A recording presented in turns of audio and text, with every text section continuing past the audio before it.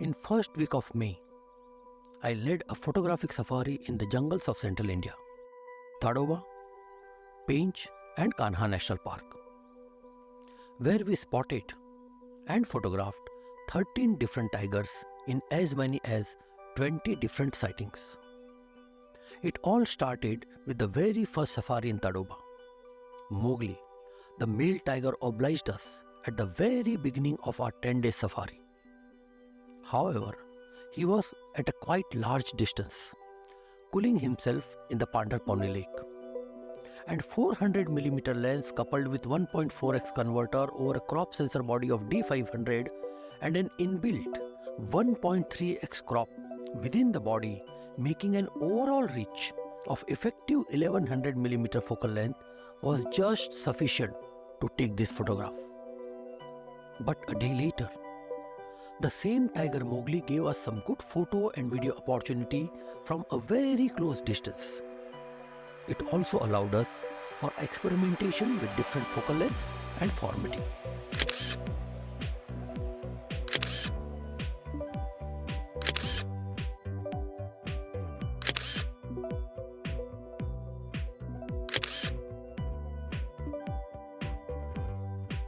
Chota Dadial was the second tiger who obliged us. He was injured and resting inside the bush. Careful manual focusing was needed to capture this image. The foreground defocused leaves did not provide the visual appeal in this case. So I converted this image into black and white, and it instantly reduced the distraction caused by the foreground green tinge. Another reason to convert your images into monochrome. Then it was this darling tigress Madhu who stilled the show with her majestic stride.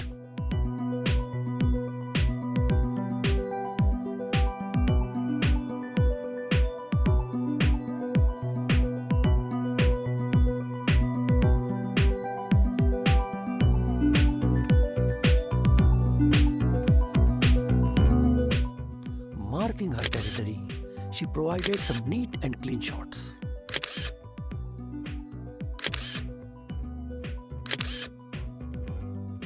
Shambhu, the dominant tiger of Agarzari zone, gave us the best possible frames.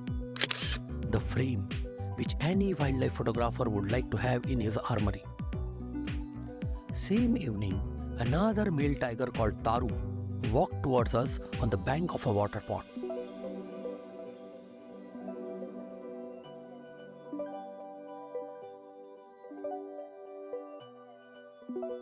To capture its reflection in the water, I had to shoot vertical, as horizontal image was just not inclusive. All in all, in Tadoba we photographed 4 tigers and 1 tigress. This was something unusual, as generally you see more tigress than tigers. But in recent times, equation has changed in Tadoba, at least in the tourism allowed area. It was now time to go to Pench. In our very first safari in Pench, Bijamatta tigress walked through the bushes and then cooled herself in the deep water of Bijamatta lake. The light was harsh and tigress was at a far distance. This resulted in a flashy and unpleasing image. Lot of work was required in post-processing, including cropping. I wish I used a polarizing filter in this situation. Polarizing filter will take away the glittered highlights and saturate the colors in the image. The same evening, Durga, the famous tigress of Pench, compensated for the morning harsh light. This relaxed tigress obliged us with some beautiful frames in evening golden light.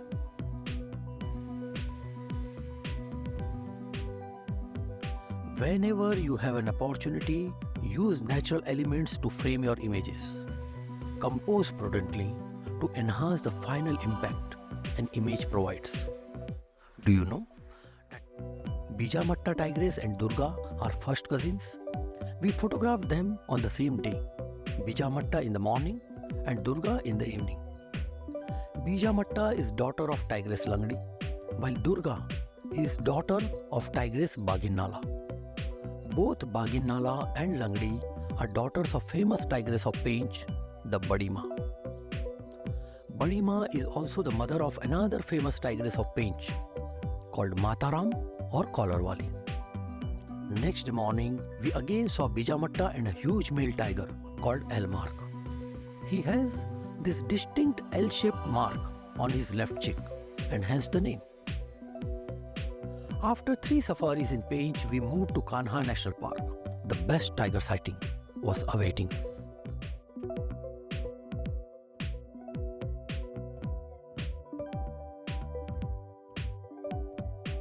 Next morning, Tadoba Andhari Tigress with her 3 cubs kept our shutters busy. Here again, I felt the need of using a polarizer.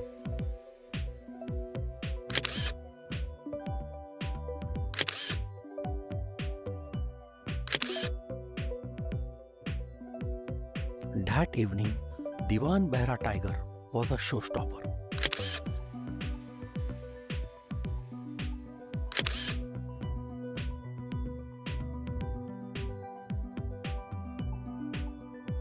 This majestic tiger walked right in front of our gypsy, and at one point of time, it was so close that it crossed the minimum focusing distance of our lens. Minimum focusing distance is the minimum distance required between the lens and the subject in order to focus it. Different lenses have got different minimum focusing distance. It was the last morning safari in Kanha. We rushed to Shingarpur water body where we had seen Tadoba Andhari Tigress with 3 cubs on previous day. We waited for almost 90 minutes and then she appeared exactly at the same time as previous day, that is 9:20 am. But today she was only with her 2 cubs. Cubs were also not much playful and we suspected that something was wrong with the 3rd cub.